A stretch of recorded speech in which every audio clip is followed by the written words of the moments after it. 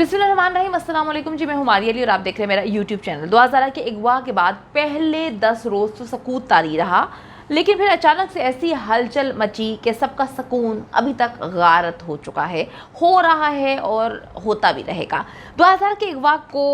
जो है वो मोहब्बत की शादी का रंग देने की कोशिश की गई और एक फैमिली को सामने लाया गया जिसमें कोई भी खातून मौजूद नहीं थी, लेकिन ये ड्रामा जल्द नाकाम हो गया, ज़्यादा देर तक नहीं चल पाया। ज़हीर नेटवर्क और झूठी फैमिली की हकीकत बताने के लिए आज मेरे साथ मौजूद है इन्वेस्टिगेटिव रिपोर्टर नदीम शहजाद। उनसे बात करते हैं। अस्सलाम वालेकुम नदीम, उम्मीद करती हूँ कि आप ठीक होंगे। नदीम, ज़हीर के दादा को मंजर आम से क्यों हटा दिया गया? इनके दादा भी मंजर आम पर उस वक्त आते जब हवेली लखा में वो पहुंचते और वहां का एक यूट्यूबर जब इंटरव्यू लेता है, उसमें इनके चचा को भी वाजे किया जाता है। उसमें इनके एक चचा के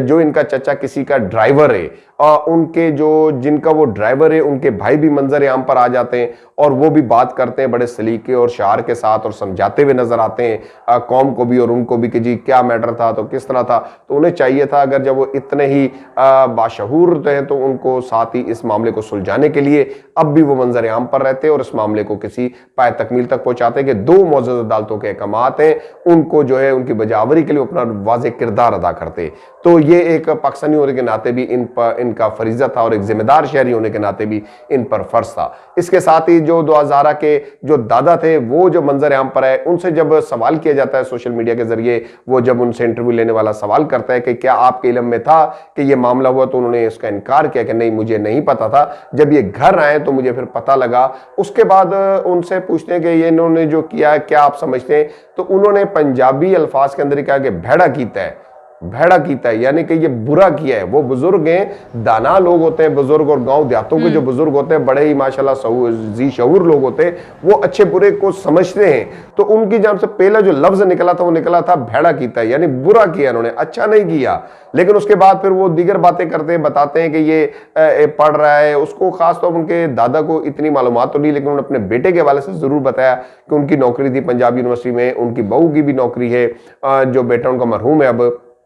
ज़हीर के वालिद, और ज़हीर के हवाले से उन्होंने बताया कि ये बच्चा इस तरह काम करता है, पढ़ रहा है। तो फिर इस तरह की बातें हुई घर के अंदर बैठकर, तो वो एक अफसुर्दा उनके दादा के चेहरे पर वो अफसुर्दगी जरूर थी, परेशानी जरूर थी, और वो एक मैसेज देती है। अगर आप उस वीडियोस को दोबारा निकालें और देखें सोशल मीडिया पर, तो उनके चेहरे उनके अक्कासी करते हैं। फिर उसके बाद उनके एक चचा का इंटरव्यू आता है, वो चचा जो कि उन पर भी कुछ मुबैना तौर पर इल्जामात भी लगते हैं कि इन्होंने भी अपने माजी के अंदर क्या क्या किया है। तो इससे भी फिर कुछ इस फैमिली के जो है बातें सामने आई, शक व शुबहात भी आए। अच्छा नदीम, 2000 के अगवा को मोहब्बत की शादी का रंग देने की कोशिश की गई, उसके बाद जो है सामने लेकर आया गया ज़हीर साहब को। ज़हीर साहब से मतलब दिखाने की ये कोशिश की गई कि 2000 कराची से अकेली लाहौर आती है इस शख्स की, इस माली की मोहब्बत के पीछे। तो अब फिर ज़हीर को क्यों छुपाया जा रहा है? मरकजी जो किरदार वो तो सामने नहीं है, लेकिन उनके भाई जरूर सामने आए और वो भी बात करते हुए नजर आते हैं, बड़े शाइस्तगी के साथ बहुत लंबी तवील बात करते हैं। इन तमाम तर बातों को अगर कलेक्ट किया जाए, उनके एक एक अल्फाज का मुआयना किया जाए, तो खुद ब खुद स्टोरी जो खुलना शुरू हो जाती है कि आया कि क्या सपोर्ट आप हक के साथ खड़े, हक सपोर्ट कर रहे हैं, या उसके अंदर कुछ मामलात हैं, या जब आप सपोर्ट भी कर रहे हैं दुरुस्त है ठीक है, लेकिन जब मामला अदालतों में आ जाए, हमारी पुलिस के पास आ जाए और अदालतें जब तलब कर लें, तो किसी भी शहरी को, मौजूद शहरी को जब तलब करती है अदालत, तो उनका काम है कि वहां पहुंचना और उसका जवाब देना और उसका सामना करना। और फिर एक ऐसे मामले के अंदर जैसा कि उसकी जो एक बच्ची का मामला है, उनके वालदैन भी सामने, उनके वालदैन की जो आजिजी इनकसारी उस बच्ची की वो भी सामने आपको नजर आ रही है, किस माहौल से वो पल बढ़कर आई है, किस माहौल की वो रहायशी है, रहने वाली है, ये तमाम बातें आप जानते हैं। और अहले खाना को भी समझनी चाहिए, उनका अजीज व अकारब को भी समझनी चाहिए, मैं इज्तिमाई तौर पर बात कर रहा हूं, और पूरे पाकिस्तान के शहरियों को भी समझनी चाहिए कि उन्हें इस हल के लिए, सोल्यूशन के लिए अपना कलीदी किरदार अदा करना चाहिए। जो भी इनके रिलेटिव है, जो भी इनके सपोर्टर हैं, जो इनके साथ हैं, जो इनके साथ इस वक्त खड़े, कि वो इसमें कलीदी किरदार अदा करते हुए, इस वक्त सिंध हाई कोर्ट के भी अहकामात हैं और इसी तरह दूसरी जानिब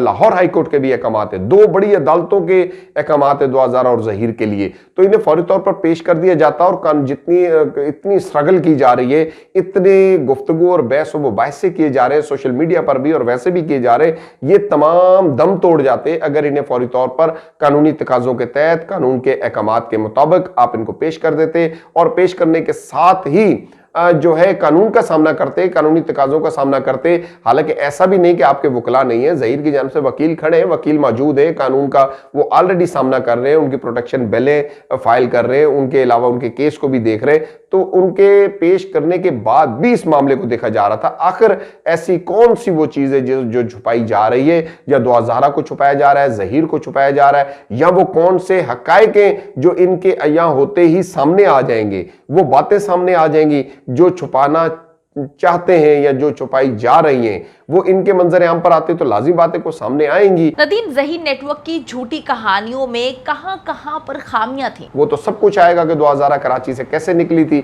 अकेले कैसे वो बच्ची चलेगी, कौन सा टैक्सी वाला उनको मिला है, वो टैक्सी किस टूल प्लाजा से गुजरी, वहां उसकी फुटेजेस भी निकल आएगी कि वो कैसे अकेली थी या कोई और भी साथ था, वो टैक्सी ड्राइवर कौन था, टैक्सी भी घर की तो नहीं थी, कहीं बाहर की तो कहीं जा रही है, लेकिन हो सकता है वो टैक्सी भी घर की हो, लेने वाला भी कोई अपना ही हो। ये तो वो सारी चीजें जो देखें, जब तक एक चीज हल नहीं होती तो तज्जियाकार और इस पर तबसरा करने वाले तो राय तो कायम करेंगे, इस पर तो कोई चैलेंज नहीं कर सकता कि एक राय का हक तो है कि वो आखिर अकेली गाड़ी कराची में से निकलना, बकौल इनके 16 साल या 17 साल 18 साल की बच्ची, और टैक्सी भी जाके कर लेना कराची से। हमें यहाँ से अगर किराए की टैक्सी करानी पड़े पंजाब की तो हमें भी 100 दफा सोचना पड़ता है, इतना आसान अमल नहीं है कि टैक्सी जाते ही हो जाएगी। फिर टैक्सी ड्राइवर स्टैंड पर जो सूरत हाल होती है, यहाँ तो वैसी नजर है दुनिया की, वहां तक वो पहुंच भी गई और वहां से उसने टैक्सी भी करा ली और वो चली भी गई, वो ऐनक के भी बगैर गई, ऐनक उसकी घर में रहेगी, वो नजर उसकी वी के दुआ ज़हरा की, और वहां से वो पंजाब भी पहुंच जाती है डायरेक्ट, फिर किराया भी वहां दिया जाता है, उसके पास किराया नहीं है।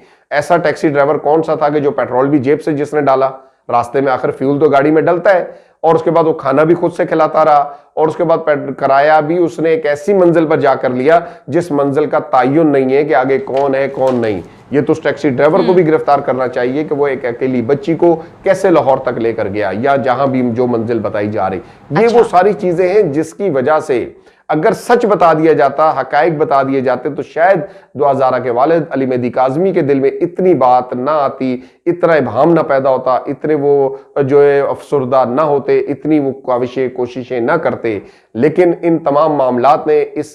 केस को जो है बिल्कुल उलझा दिया है, और इस केस के अंदर जो है बहुत सारे जो है लैप्स हैं, बहुत सारी बातें हैं, बहुत सारी चीज़ें खुफिया रखी गई हैं। वो तमाम तर चीज़ें आया हो जाएंगी जब ये सारे मामलात ट्रेस होंगे और जब दुआ ज़हरा और ज़हीर मंजर आम पर आएंगे। अब आने वाले वक्त के अंदर देखना यह है, चूंकि अब इनके इश्तिहारात भी जारी हैं। बहुत शुक्रिया नदीम शहजाद मेरे साथ मौजूद थे। बात सिर्फ इतनी है कि झूठ झूठ होता है, आप जितना मर्जी झूठ को दबाने की कोशिश करें, सच बाहर आके ही रहता है। अब आप एक अगवा को मोहब्बत की शादी का रंग दे दें, मोहब्बत का रंग दे दें,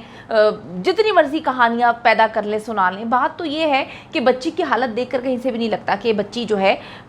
उसको मोहब्बत हुई होगी, वो भी ज़हीर को। अपने दिलों पे हाथ रख के पूछें कि ज़हीर जैसे शख्स को आजकल की मतलब कोई भी लड़की कभी भी ये नहीं चाहेगी कि ज़हीर जैसे शख्स के साथ जो है वो शादी करे। मैं किसी की डिस्क्रिमिनेशन नहीं कर रही, लेकिन जो सच है वो सच है। एक अच्छी फैमिली की, पढ़ी लिखी फैमिली की लड़की जो माशाल्लाह से प्यारी भी है, वो ज़हीर से मोहब्बत करेगी, अपना घर बार छोड़ेगी, कराची से अकेली लाहौर ज़हीर के लिए आएगी। मेरा दिल तो नहीं मानता, अगर आपका दिल मानता है तो आप इस पर यकीन कर लें। ज़हीर जैसे शख्स से मेरे ख्याल में लाहौर की कोई लड़की जो है वो शादी ना करना चाहे, तो कराची से इतनी प्यारी लड़की, इतनी अच्छी फैमिली की लड़की यहाँ पर आ गई। तो बहुत सारी जो है घोटाले हैं इनकी कहानियों में। इनको समझ ही नहीं आया कि असल में हुआ क्या है, क्योंकि ये समझ रहे थे कि इनकी जो ये कहानी है लोग मान लेंगे, फिर वालिद जो है वो चुप हो जाएंगे, फैमिली जो है वो प्रेशर हो जाएगा कि यार दुनिया क्या कहेगी, बच्ची जो है वो छोड़ के चलेगी। इन्होंने कहानी सुनाने के लिए बहुत सारे लोग जो हैं आगे लगाए हुए थे। अल्लाह जी सबका भला करे, सबकी इज़्ज़तों की हिफाजत करे। इंशाअल्लाह ताला बच्ची जल्द वापस आएगी और जितने भी दरिंदे हैं उनको कैफरे किरदार तक पहुँचाया जाएगा।